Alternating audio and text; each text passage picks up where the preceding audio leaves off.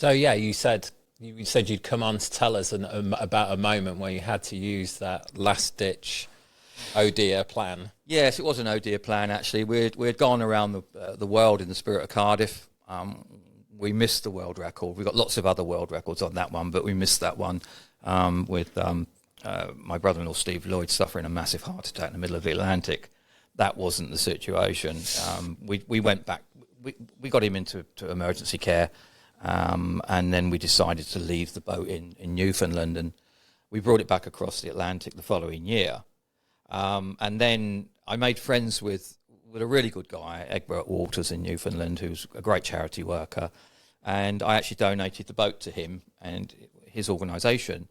And he flew over from Newfoundland, and we had a week tour in the UK and Northern Ireland and bits and pieces. And then we were delivering it, just a regular boat trip for the boys and girls, and we were our first fuel stop was planned to be Iceland from Belfast. So the boat had Set the scene for us. Which trip was this? It was just a delivery trip. It was in the round the world rib, the 10-meter rib. It's gone around the world.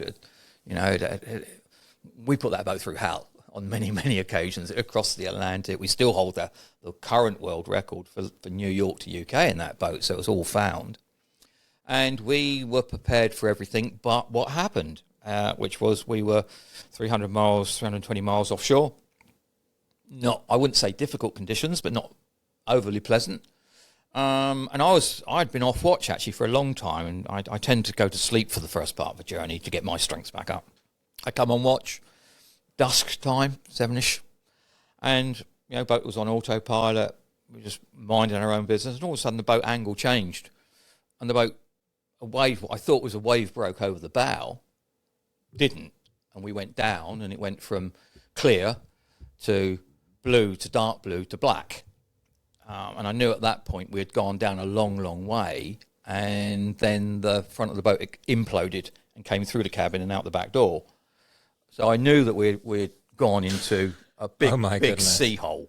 People say rogue waves are up. Well, actually, the up ones you can see, the ones that collapse on one another just create a huge, great hole that you go down, and it's tough. It is tough. And when we did service and we looked at the situation, we knew that we were in serious trouble. The boat was broken. So I threw a handheld satellite telephone, an Iridium satellite telephone, which I had already pre-programmed for emergencies, to Egbert.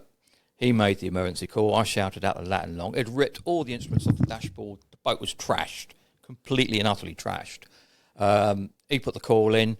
That went back to Newfoundland, where Iridium had their base station. Went to Halifax, went to Cornwall, to Stornoway, and then back to me. So we had a handle on the situation. And when I spoke to Stornoway, I said, "It's not dire. We are alive."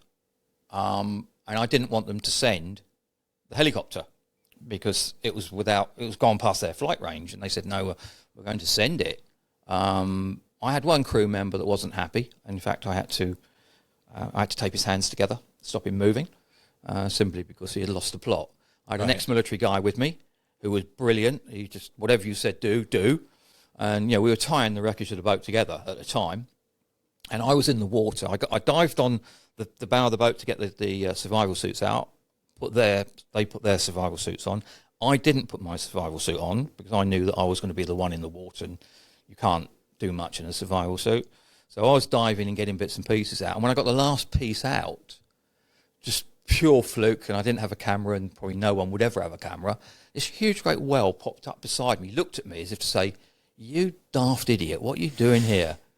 I scrambled out of the water, and it was a long wait, shall we say. But eventually we had perfect communication by satellite, telephone. So literally you're surrounded by the wreckage of the boat. You had to tie it all together for a life raft, yeah.